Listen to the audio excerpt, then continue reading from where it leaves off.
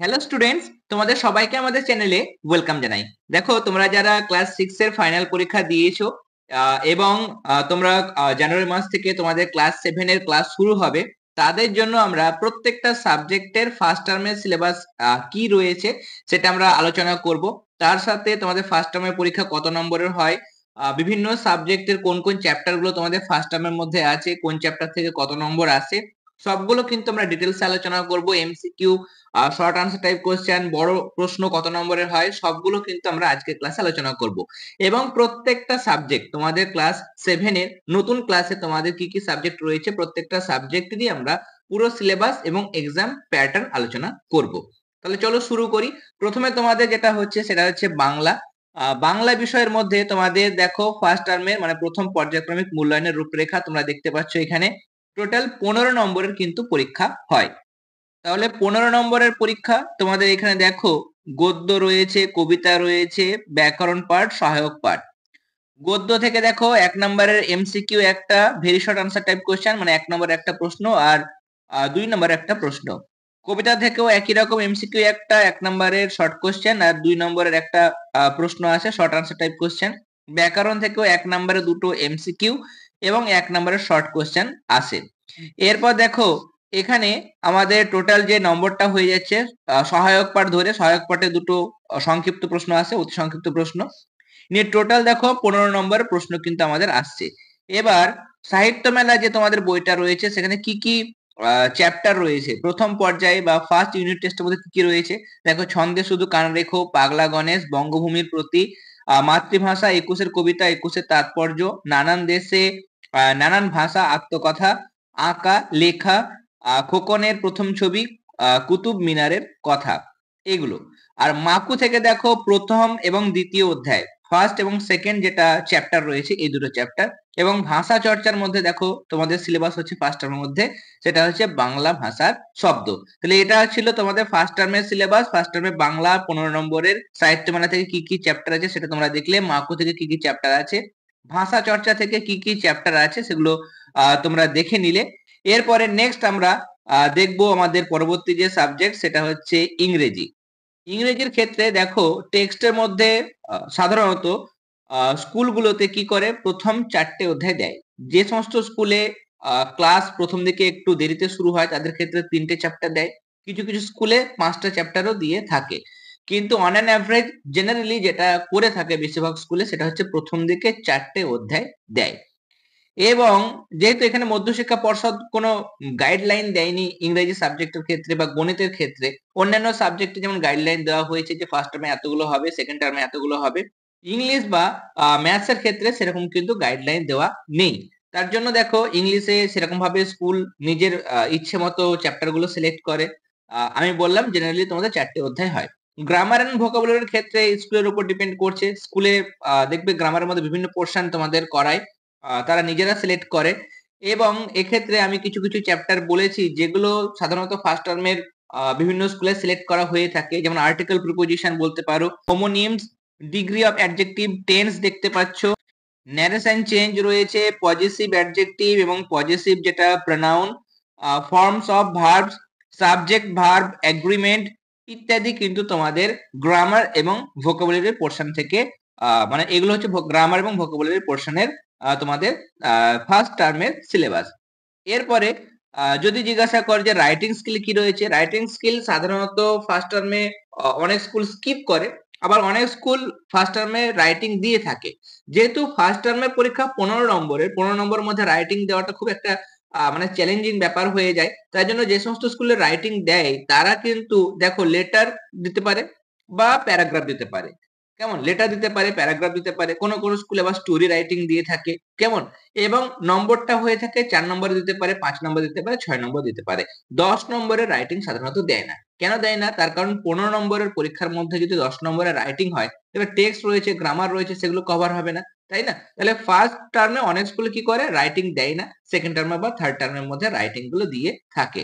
যে সমস্ত স্কুলে রাইটিং দেবে তাদের ক্ষেত্রে লেটার, প্যারাগ্রাফ বা স্টোরি যে কোনো একটা আসবে। সেটা তোমাদের স্কুলে যখন ক্লাস শুরু হয়ে যাবে তখন তোমাদের যিনি স্যার থাকবেন বা ম্যাম যিনি ক্লাস নেবেন তারা কিন্তু এগুলো বিষয়গুলো ডিটেলসে বলে দেবেন।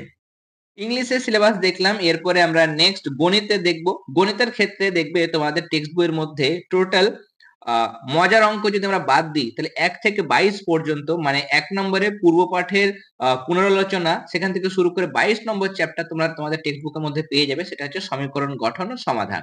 তাহলে 22টি টোটাল চ্যাপ্টার।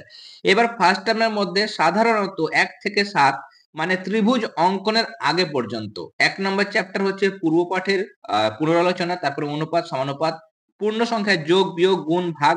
5 নম্বর চ্যাপ্টার সূচকের ধারণা, 6 নম্বর বীজগাণিতিক প্রক্রিয়া, 7 নম্বর চ্যাপ্টার কম্পাসের সাহায্যে নির্দিষ্ট কোণ অঙ্কন। এই 7টা চ্যাপ্টার থেকে তোমাদের ফার্স্ট টার্মের সাধারণত কোশ্চেন রেডি করা হয়।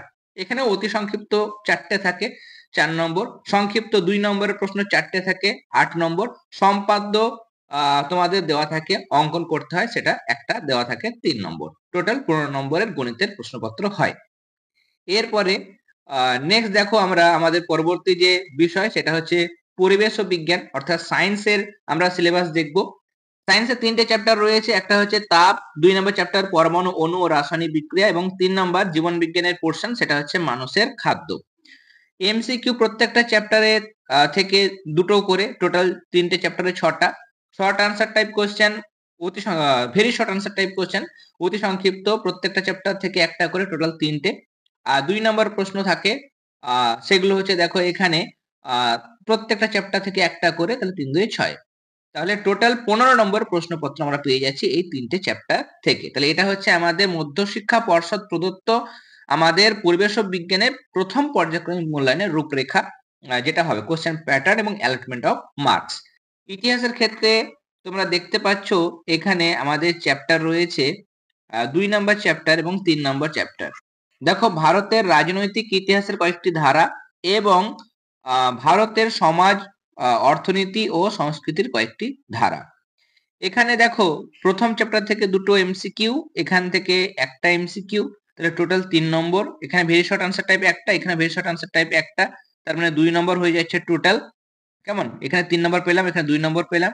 শর্ট আনসার টাইপ প্রথম এই চ্যাপ্টার থেকে একটা, এখানে একটা, তাহলে 2টো হয়ে গেল। আর 3 নম্বরের প্রশ্ন প্রথম চ্যাপ্টার থেকে এখানে একটা, এখান থেকে একটা। ব্যাখ্যামূলকের ক্ষেত্রে দেখো 5 নম্বরের প্রশ্ন, মানে উত্তর ভিত্তিক প্রশ্নের মান যেটা 5 মার্কসের কোশ্চেন, এই চ্যাপ্টার থেকে একটা, এবং ভারতীয় সমাজ, অর্থনীতি এবং সংস্কৃতির কয়েকটি ধারা, এই চ্যাপ্টার থেকে একটা তোমাদের কিন্তু প্রশ্ন দেয়। কেমন? তাহলে এখানে তোমাদের বলে দেওয়া হয়েছে, এখানে যেমন 3টে এমসিকিউ, 3টে এমসিকিউর মধ্যে 3টেই করতে হয়। এখানে ভেরি শর্ট আনসার টাইপ, অতি সংক্ষিপ্ত 2টোর মধ্যে 2টোই করতে হয়। সংক্ষিপ্ত 2টোর মধ্যে একটা করতে হয়, তাহলে একটা করতে গেলে 2 নম্বর। কেমন? একই রকম ভাবে এখানে 3 নম্বর 2টো প্রশ্ন, তার মধ্যে তোমাদের করতে হয় একটা, তাহলে একটার জন্য 3 নম্বর।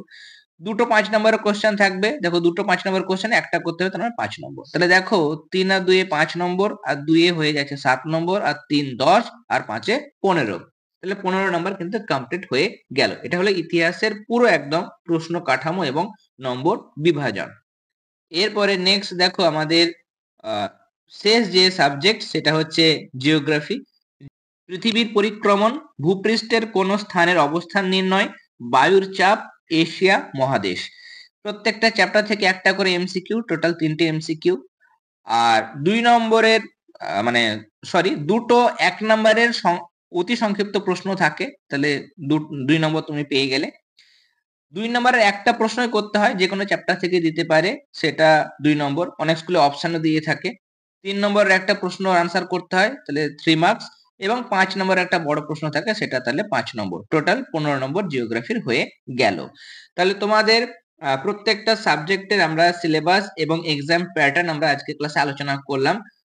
এরপর খুব শীঘ্রই আমাদের ক্লাসে তোমাদের সমস্ত সাবজেক্টেরই থিওরি ক্লাস, চ্যাপ্টার ভিত্তিক ক্লাস শুরু হয়ে যাবে। আমি তোমাদের পরিবেশ ও বিজ্ঞান অর্থাৎ সায়েন্সের এবং তার সঙ্গে ম্যাথসের ক্লাস শুরু করে দেব, এবং ম্যাম তোমাদের আর্টসের যে সাবজেক্টগুলো আছে ইতিহাস, ভূগোল, বেঙ্গলি, ইংলিশ, সেগুলোর ক্লাস শুরু করে দেবেন। এবং যখন প্রশ্নবিচিত্রা বেরোবে, যেদিন প্রশ্নবিচিত্রা বেরোবে সেদিন থেকে আমরা কিন্তু তোমাদের প্রশ্নবিচিত্রার বিভিন্ন সাবজেক্টের সলিউশন গুলো চ্যানেলে প্রোভাইড করব, সেগুলো তোমরা দেখতে পাবে।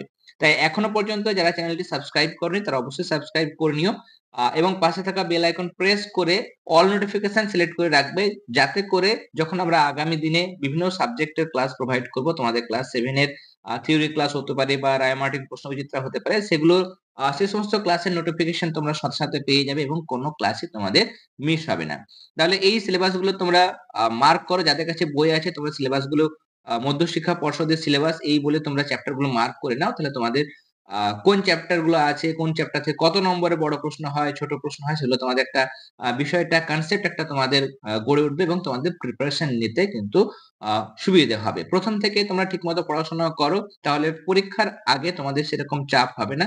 একদম স্মুথ ওয়েতে তোমরা যেমন ভাবে পড়াশোনা করছো, একটু একটু করে তোমাদের পড়াশোনা, যেহেতু সবেমাত্র পরীক্ষাটা শেষ হয়েছে, একটু করে পড়াশোনাটা করতে থাকো। দেখো তোমাদের এবার নতুন ক্লাসে, তোমাদের ক্লাস 6 এ যেমন তোমাদের পরীক্ষা হয়েছিল, প্রিপারেশন ছিল, ক্লাস 7 এ উঠে তোমাদের প্রিপারেশনটা আরো অনেক ভালো হবে এবং নতুন বছরে আমরা কিন্তু আরো নতুন নতুন অনেক বিষয় জানবো, অনেক নতুন কিছু শিখবো এবং খুব মজা করে প্রত্যেকটা সাবজেক্টের কনসেপ্ট গুলো, জটিল থেকে জটিলতর বিষয়গুলো খুব সহজভাবে আমাদের ক্লাসগুলোতে বুঝে নেব। তাহলে আজকে ক্লাস আমরা এখানেই শেষ করছি। এরপর খুব শীঘ্রই তোমাদের যে সাবজেক্টিভ ক্লাসগুলো আছে সেগুলো আমরা শুরু করে দেব। তাহলে তোমরা সবাই ভালো থেকো। All the very best.